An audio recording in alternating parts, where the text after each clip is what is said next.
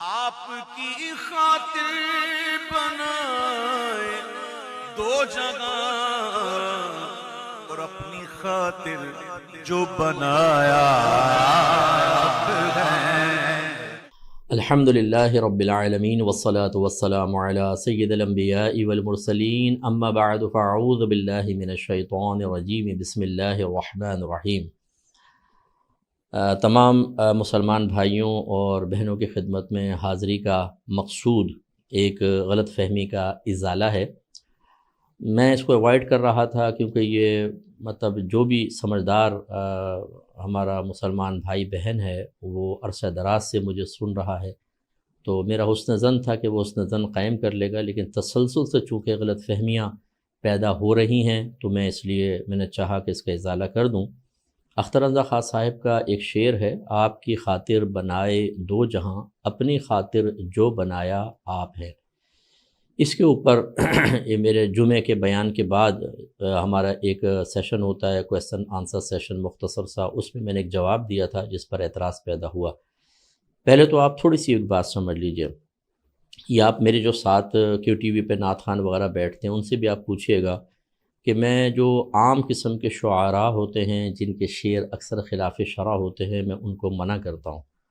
اور کوشش یہ ہوتی ہے کہ ہمارے جید اور اچھے علماء، خصوصاً آقا نعمت امام اہل سنت امام احمد رضا خان علیہ رحمۃ الرحمہ، اسی طرح مولانا حسن رضا خان صاحب ہیں، اختر رضا خان صاحب ہیں، اور دیگر ان کے اشعار پڑھے جائیں، اور یہ آپ معلوم کر سکتے ہیں۔ تو ایک تو یہ تناظر کہ اس قسم کے اشعار کہ اگر ہمیں کوئی شک ہو کہ یہ کسی غیر عالم کا شعر ہے تو میں اس کو اکثر روک دیتا ہوں اگر اس میں کوئی چیز ایسی ہوتی ہے تو۔ دوسرا، ہمارا مسجد کا ذرا ماحول آپ سمجھیے، ہمارے پاس اطراف میں تمام آفیسز ہیں، پڑھے لکھے لوگ آتے ہیں، اور میں اس طرح کی مختلف چیزوں پہ کلام کرتا ہوں، لوگ اپنے کویسچن ہمیں بھیجتے ہیں جس میں بہت سے اعتراضات بھی ہوتے ہیں، اختلافی مسائل بھی ذکر کیے جاتے ہیں اور ہم اس کے جواب دیتے ہیں۔ تو اب اسی تناظر میں یہ شعر میرے پاس پیش کیا گیا۔ پہلے میں بتا دوں کہ اللہ کا بڑا کرم ہے کہ نہ میں جھوٹ بولتا ہوں اور نہ مجھے کسی کا خوف ہے۔ حضرت ابن عباس رضی اللہ تعالی عنہ کی روایت میں نے زمانہ طالب علمی سے یہاں بٹھا کے رکھی ہوئی ہے کہ نبی کریم صلی اللہ علیہ وسلم نے ارشاد فرمایا کہ اے ابن عباس، اگر ساری دنیا تجھے نفع پہنچانے پر جمع ہو جائے اتنا ہی نفع پہنچا سکتی ہے جتنا اللہ نے تیری قسمت میں لکھا، اور اگر یہ سارے تجھے نقصان پہنچانے پر مجتمع ہو جائیں تو اتنا ہی نقصان پہنچا سکتے ہیں جتنا اللہ نے تیری قسمت میں لکھا ہے۔ لہذا نہ مجھے کسی کا خوف ہے، نہ مجھے جھوٹ بولنے کی ضرورت ہے۔ ہزارہ شعر ایسے ہوتے ہیں کہ جو معلوم نہیں ہوتے کس کے ہیں، تو واللہ میں آپ کو عرض کرتا ہوں کہ یہ شعر مجھے نہیں پتا تھا کہ یہ اختر رضا خان صاحب کا شعر ہے۔ یہ شعر آیا اور ہماری مسجد میں جیسا ماحول تھا کہ معلل بالاغراض میں عقائد کے بارے میں بیانات کر رہا تھا، تو اسی کے تناظر میں پھر میں نے اس کا جواب دیا، جو جواب میری نظر میں بالکل پرفیکٹ تھا کہ بظاہر اس سے ایسا لگ رہا ہے کہ اللہ تبارک و تعالیٰ کے فعل کے لیے پہلے غرض تھی، اس کی وضاحت کر دی کہ وہ اللہ کے افعال معلل بالاغراض نہیں ہوتے، حکمت کے ساتھ ہوتے ہیں، لیکن جب وہ ظہور پذیر ہوتے ہیں تو ہزارہ ان کے ساتھ غرضیں وابستہ ہوتی ہیں۔ پھر میں نے ایک جملہ یہ کہا کہ اس شعر کو پبلک میں نہ پڑھا جائے، چونکہ مجھے اس کے شاعر کا علم نہیں تھا۔ اگر مجھے یہ پتہ ہوتا کہ یہ اختر رضا خان صاحب کا شعر ہے تو میرا جواب یوں ہوتا کہ اس کو آپ بالکل پبلک میں پڑھیں کہ ہمارے اکابرین کے اشعار نہیں پڑھے جائیں گے تو کس کے پڑھے جائیں گے، لیکن وضاحت کے ساتھ تھوڑا سا پڑھ دیں، یا اگر ہو سکتا ہے کہ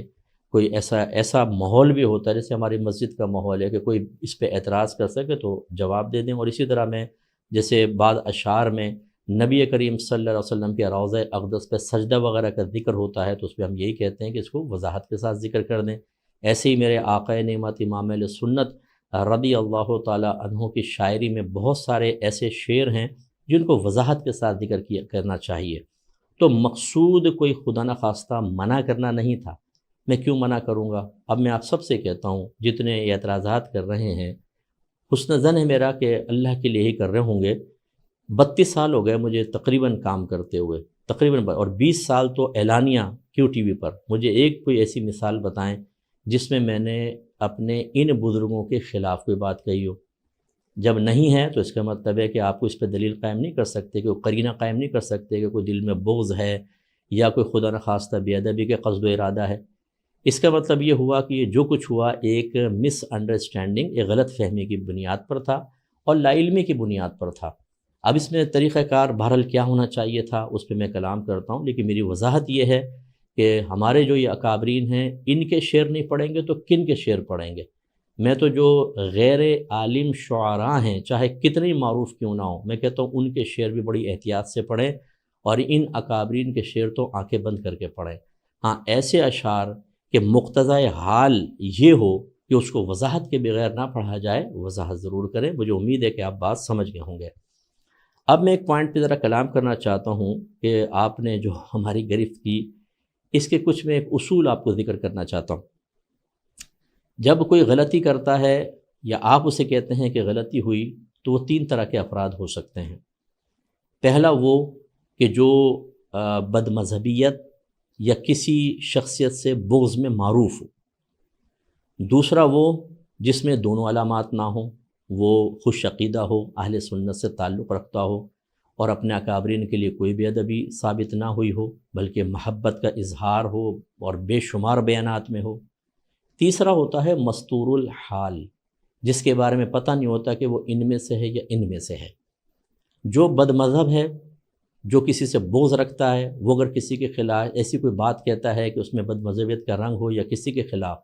تو اس میں حسن ظن قائم کرنے کی ضرورت نہیں، وہ تو پہلے اس کے بارے میں معروف ہے۔ دوسرا جو خوش عقیدہ ہے اور کسی کے بارے میں اس کا بغض وغیرہ ثابت نہیں ہے، بے ادبی ثابت نہیں ہے، یاد رکھیں اس سے حسن ظن قائم رکھنا واجب ہوتا ہے۔ اور تیسرا جو مستور الحال ہوتا ہے، جس کا حال معلوم نہیں، اگر وہ کوئی ایسی خطا کرتا ہے تو بالکل اس سے معلوم کیا جائے گا، اس سے جواب طلب کیا جائے گا۔ اب اگر وہ کوئی معقول جواب دے دیتا ہے تو بالکل ویل اینڈ گڈ، اگر وہ جواب معقول نہیں دیتا یا گول مول بات کرتا ہے تو پھر 2 صورتیں ہوتی ہیں کہ اس کی اس غلطی یا اس معاملے کا نقصان عوام تک پہنچ رہا ہے یا نہیں۔ اگر نہیں پہنچ رہا، اس کے ذات کے ساتھ خاص ہے، اس کے حال پر چھوڑ دیں، خوف خدا، آخرت گریف کا احساس پیدا کریں اور کہیں اب تم اس کے ذمہ دار ہو گئے، ہم نے سمجھا دیا۔ ہاں اگر اس کے برائی کا اثر پبلک کے اندر عام ہو رہا ہے تو پھر بار بار کوشش کرنے کے بعد اعلانیہ طور پر اس کی مخالفت کرنا جائز ہے۔ تو پہلا بد مذہب جو معروف ہے اس سے حسن ظن قائم نہیں ہوگا۔ دوسرا جو خوش عقیدہ ہے اور اس کے دل میں بزرگوں کا کوئی بغض یا کینہ نہیں اور نہ کوئی ایسا معروف، اس سے حسن ظن قائم کرنا واجب ہوتا ہے۔ اور اس کی دلیل کیا ہے؟ نبی کریم صلی اللہ علیہ وسلم نے ارشاد فرمایا ظن المؤمنین خیرا، مومنین سے اچھا گمان کرو۔ بدگمانی وہیں جائز ہوتی ہے جب قرائن موجود ہوتے ہیں۔ تو ہم نے پہلے بتایا اگر کوئی خوش عقیدہ ہے اور بغض نہیں رکھتا، اس پہ کوئی قرینہ ہی نہیں ہے، تو پھر بدگمانی کیسے جائز؟ سورہ حجرات میں اللہ نے منع فرمایا کہ اے ایمان والو کثیر گمانوں سے بچو، کیونکہ بعض گمان گناہ بھی ہوتے ہیں۔ اور اگر آپ ہماری اس تقریر کو بلاغت کی روشنی میں دیکھیں، آپ سب نے پڑھا ہے جو اہل علم ہیں، کہ اس میں ایک نسبت حقیقیہ اور مجازیہ کی بحث ہوتی ہے۔ اس میں ایک جملہ لکھا ہے انبت الربیع البقلہ، کہ موسم بہار نے سبزہ اگایا۔ تو یہ لکھا ہے کہ اگر یہ جملہ مشرک کہے تو چونکہ وہ شرک میں معروف ہے تو ہم اس کو شرک پر محمول کریں گے کہ وہ اس ساگ کی تخلیق کا سبب یا اس کا خالق موسم بہار کو قرار دے رہا ہے۔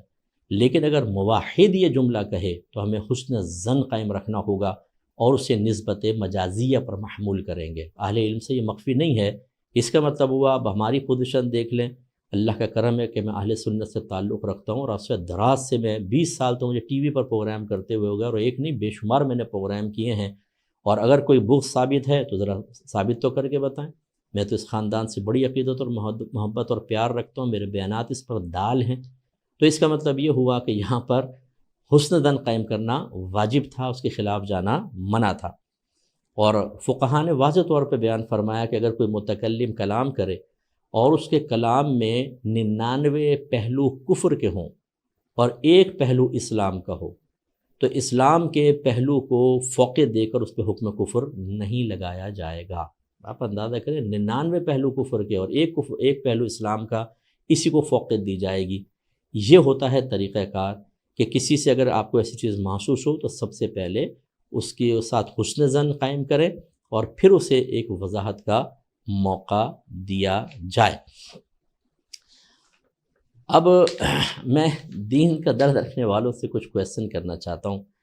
پہلا یہ کہ کسی کو وضاحت کا موقع دیے بغیر گرفت کی کوشش کرنا،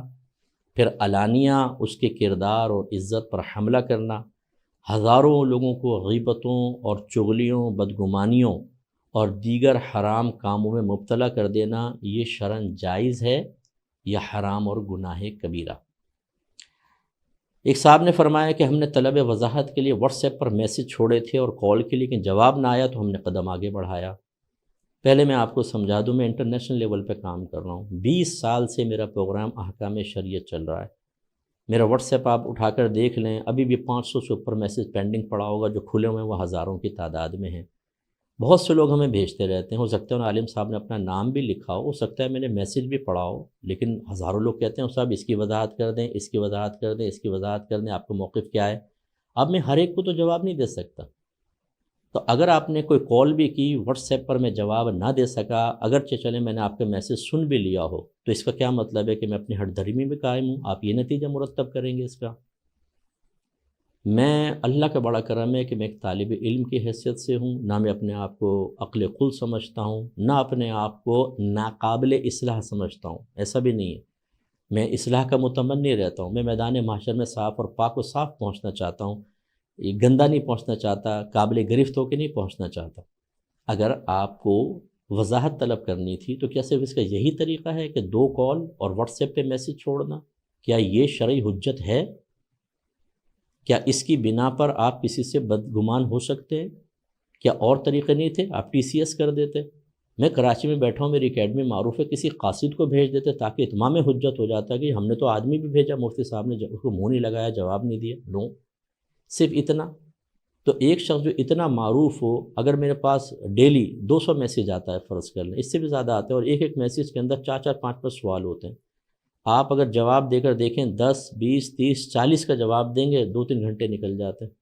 آرام سے، پتہ نہیں چلتا وقت میں اتنی بے برکتی پیدا ہو گئی ہے۔ اب اگر 200 میسیج ہے، اب میں نے 50 کا بھی جواب دیا، فرض کریں 150 تو اب بھی باقی ہے، پھر وہ جن کو جواب دیا ہوتا وہ دوبارہ سوال کر دیتے ہیں، اگلے دن اور نئے آ جاتے ہیں۔ تو آپ بتائیں کہ ایسے مصروف آدمی جو انٹرنیشنل لیول پہ کام کر رہا ہے، اگر اس کی طرف سے اس طرح کے معاملات ہوتے ہیں کہ بر وقت وہ جواب نہ دے سکے، تو کیا فوراً آپ اس کے ساتھ بدگمانی کریں گے؟ آپ کوئی اور ذریعہ اختیار کر لیتے، لیکن بہرحال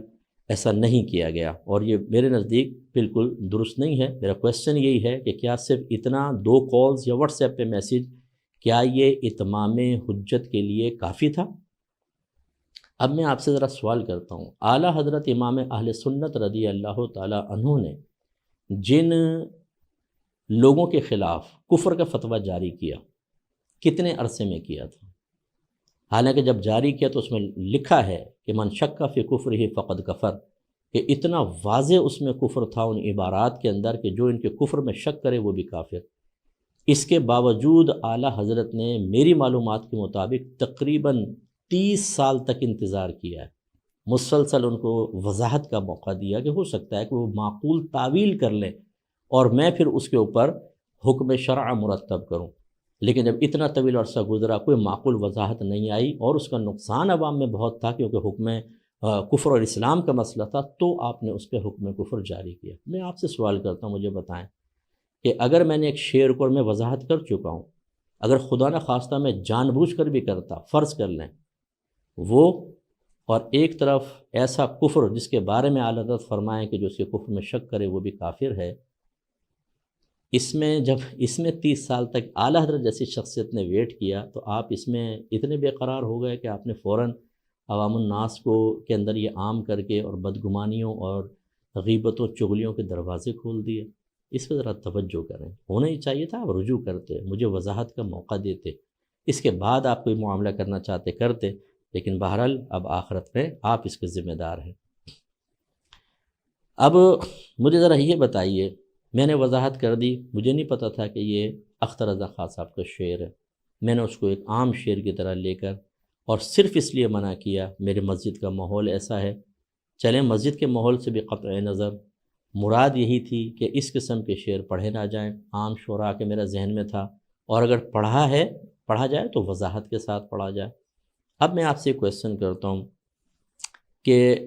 میں نے تو وضاحت کر دی، اب بتائیے کہ مجھ پر توبہ واجب ہے یا میری وضاحت کے بغیر اس پر کلام کر کے جو لوگوں میں اتنے مسائل پیدا ہوئے ان پر توبہ واجب ہے؟ اعلیٰ حضرت نے ایک امام کے بارے میں ارشاد فرمایا جس نے مسلمانوں پر بلا ثبوت الزام لگایا تھا، بلا ثبوت، آپ نے بھی ثبوت نہیں، آپ نے وضاحت کا موقع دیے بغیر کیا۔ اعلیٰ حضرت نے کیا حکم جاری کیا؟ فتاوی رضویہ جلد نمبر 6 کے اندر ہے۔ سوال یہ تھا، سوال تھا کہ اس نے اعلانیہ طور پر کچھ مسلمانوں پر بیان کرتے ہوئے تہمت لگائی امام صاحب نے۔ اعلیٰ حضرت نے فرمایا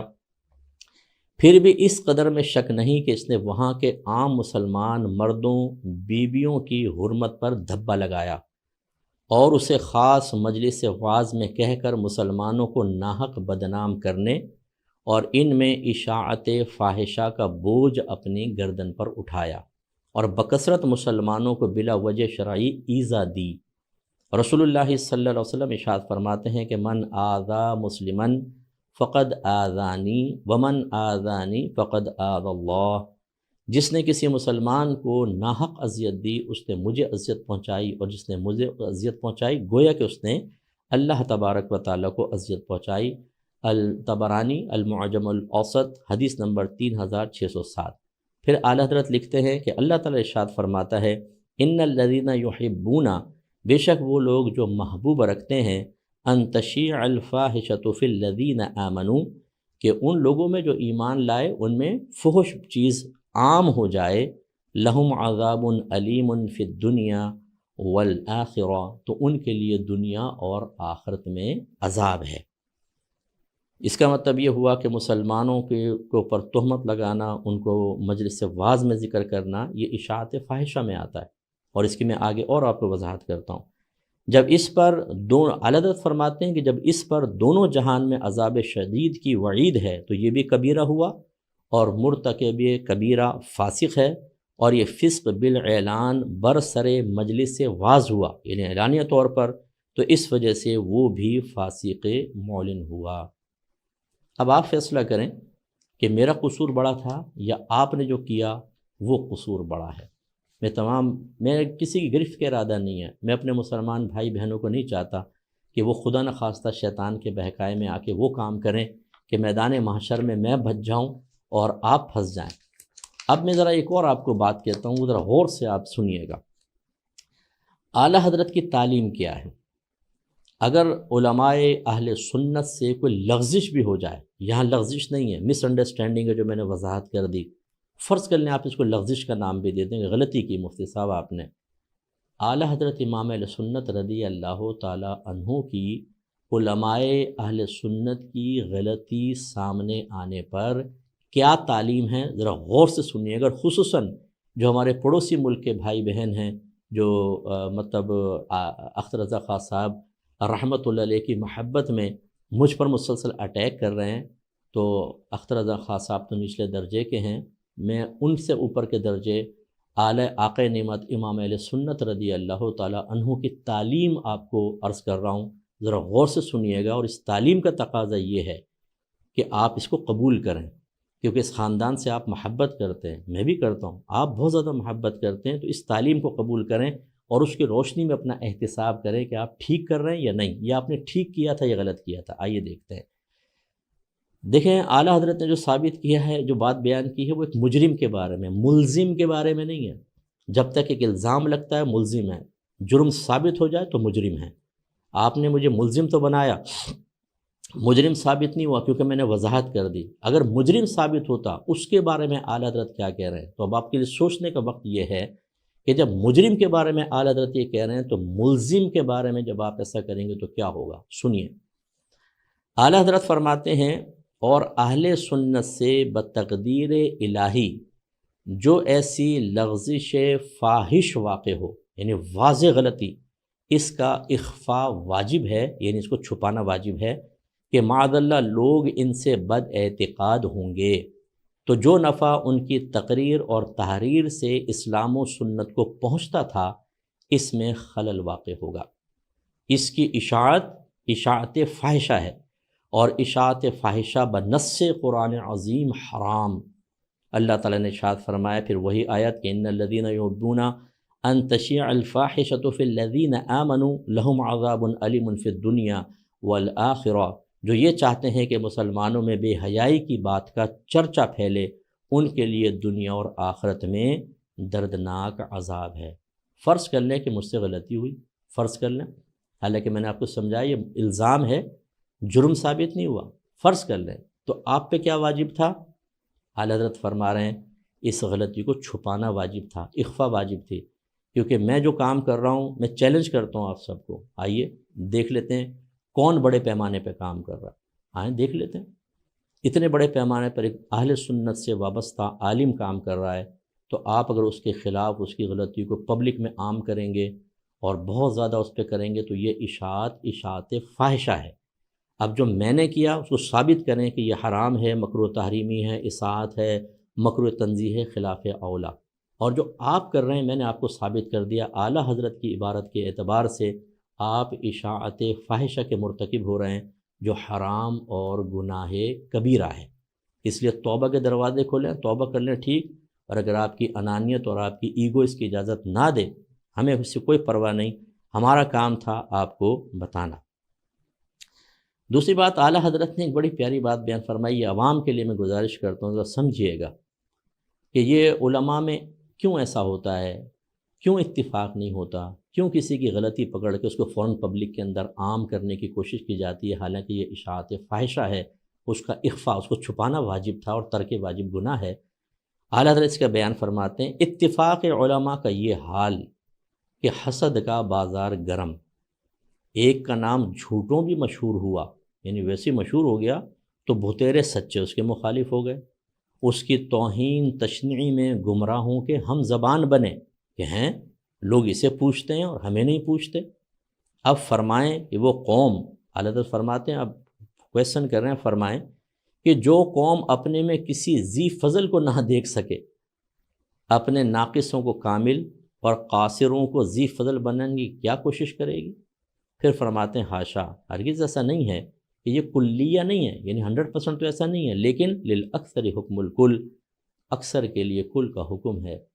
اس لیے جو حضرات میرے خلاف اس معمولی سی بات کے اوپر اتنا زیادہ بھڑک گئے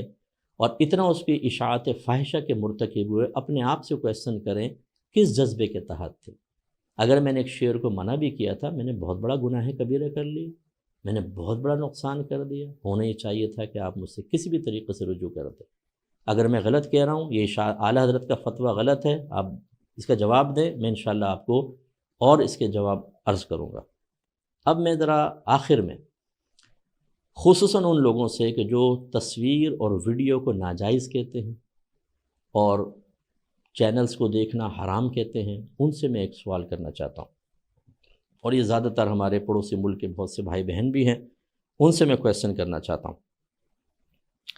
کہ یہ بتائیے، اختر رضا خان صاحب علیہ الرحمہ، اللہ ان کو ہزار درجات عطا فرمائے، ان کی قبر پر اپنی رحمت نازل فرمائے، انہیں میدان محشر میں بہت بڑا مقام و مرتبہ اور لاکھوں کی شفاعت کا حق عطا فرمائے، انہیں جنت الفردوس میں بہت اعلیٰ مقام عطا فرمائے، ان کے قدموں کی گرد کی برکت سے اللہ تعالیٰ مجھ گناہگار کو، میری نسلوں کو جنت میں داخلہ عطا فرمائے۔ آپ کا تصویر اور ویڈیو کے بارے میں کیا فتویٰ ہے؟ آپ جواب دیں گے کہ ناجائز اور حرام کا فتویٰ ہے، ٹھیک ہے، اس کا مطلب ہے جو ناجائز اور حرام کرے وہ گناہ کبیرہ کا مرتکب ہے، وہ فاسق معلن ہے ان کے فتوے کے مطابق، اور وہ امامت کا حقدار نہیں ہے، وہ بیعت کا حقدار نہیں ہونا چاہیے، یہی ہے۔ اب میں آپ سے پوچھتا ہوں، خصوصاً جو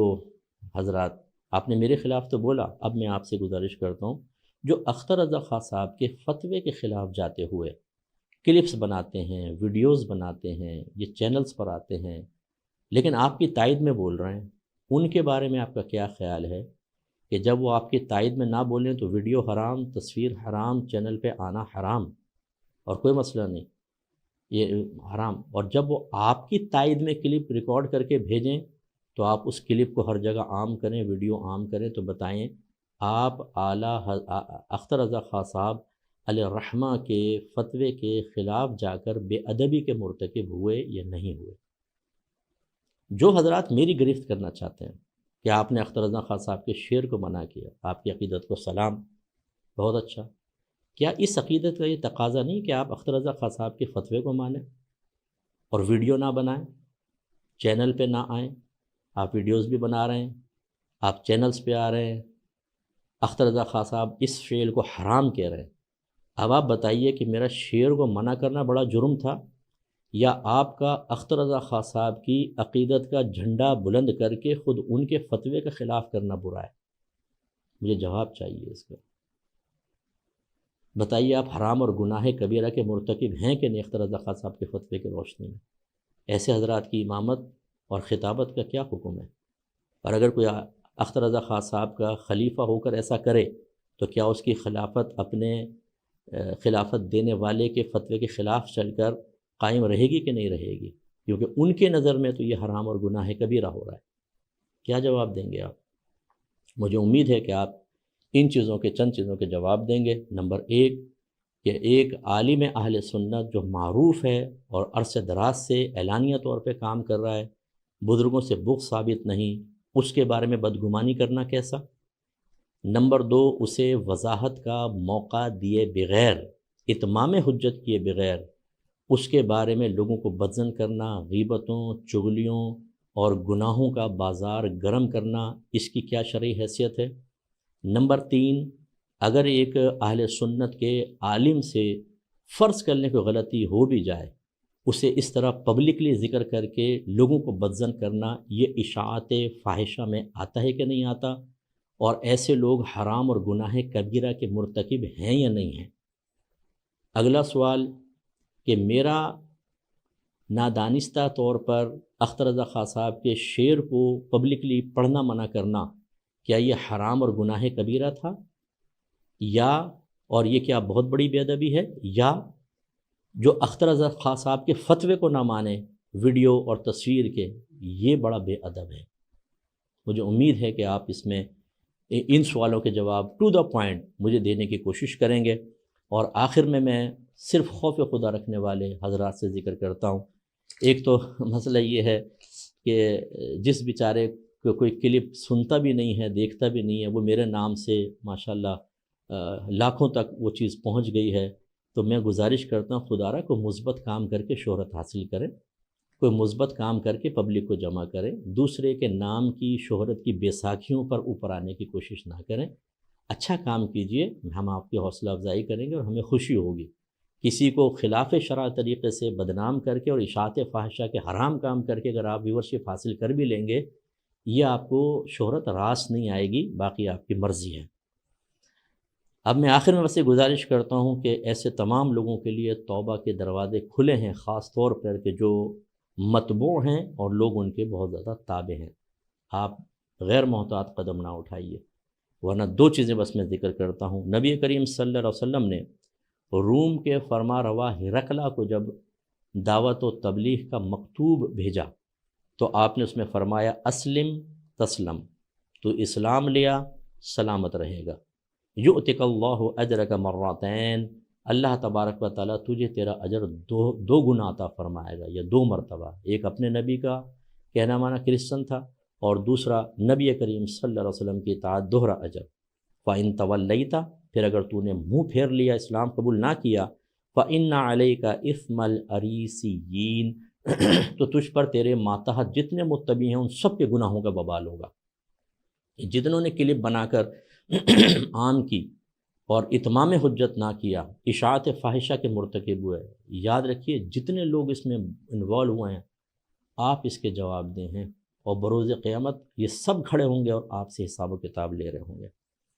دوسرا نبی کریم صلی اللہ علیہ وسلم کا فرمان ہے، مسلم کی روایت ہے 1017 نمبر، پہلی والی جو تھی وہ بخاری کی روایت ہے، بڑی معروف۔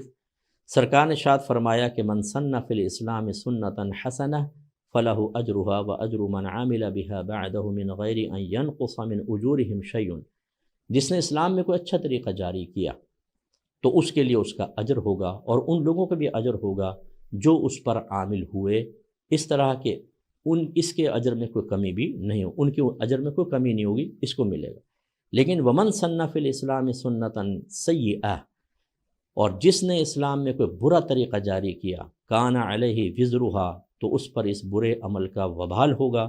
ووزر من عمل بہا من بعدی، اور ان لوگوں کو بھی وبال ہوگا جو اس پر بعد میں عمل کریں گے،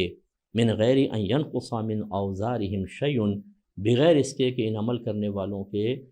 وزن میں کوئی کمی کی جائے۔ تو خدا را میں گزارش کرتا ہوں، آپ برا نہ مانیں، میں نہیں چاہتا ہوں کہ میدان محشر میں نہ میں کسی کی وجہ سے پکڑا جاؤں، نہ میری وجہ سے کوئی پکڑا جائے۔ اللہ تعالیٰ آپ کو عزت عطا فرمائے، احترام عطا فرمائے،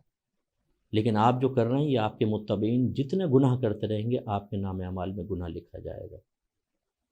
آپ میرے بیانات سنیں، میں علماء کی عزت کی بات کرتا ہوں، میں نے کتنوں کو مخالف بنا لیا صرف اس وجہ سے کہ میرے ہر بیان کا موضوع آپ دیکھ لیں، آج کل جتنے میں بیان کر رہا ہوں علماء کو عزت دیں، انہیں اسٹیج پہ وقار عطا کریں، غیر عالم کو عزت دینا چاہیں کسی معقول وجہ سے کوئی مسئلہ نہیں ہے، یہ اس انداز سے نہ دیں کہ ایک عالم کے لیے تضییق اور توہین کا پہلو نکلتا ہو، تحقیر کا پہلو نکلتا ہو۔ یہ میرے بیانات کا موضوع ہے، خدا را صفوف علماء میں اتحاد پیدا کریں، ایک دوسرے کی ٹانگیں نہ کھینچیں۔ اگر اللہ نے مجھے عزت دینی ہے، آپ رات دن کوشش کرتے رہیں، کچھ نہیں کر سکتے، آپ کچھ بھی نہیں کر سکتے۔ اور اللہ کا بڑا کرم ہے کہ اللہ تعالیٰ جو ہم سے کام لے رہا ہے، مجھے لوگ اتنا سن رہے ہیں، رات دن میں لوگوں کے مسائل حل کرتا ہوں۔ آپ کیا سمجھتے ہیں کہ چند باتیں کر کے آپ سب کے دلوں سے محبت نکال دیں گے؟ یہ کوشش لایانی کوششیں ہیں، بیکار ہے۔ صرف اتنا ضرور ہوگا کہ جب کسی معروف شخص کے خلاف ہم کو کلپ نکالتے ہیں تو 1 لاکھ 2 لاکھ 3 لاکھ لوگ دیکھ لیتے ہیں، لیکن جیسے میں نے آپ کو عرض کیا، اگر یہ اشاعت فاحشہ میں آ گیا تو وہ جتنے زیادہ لوگ دیکھیں گے اتنا بڑا آپ پر وبال ہے۔ اللہ تعالیٰ سمجھنے کی توفیق عطا فرمائے۔ وآخر دعوانا ان الحمد للہ رب العالمین۔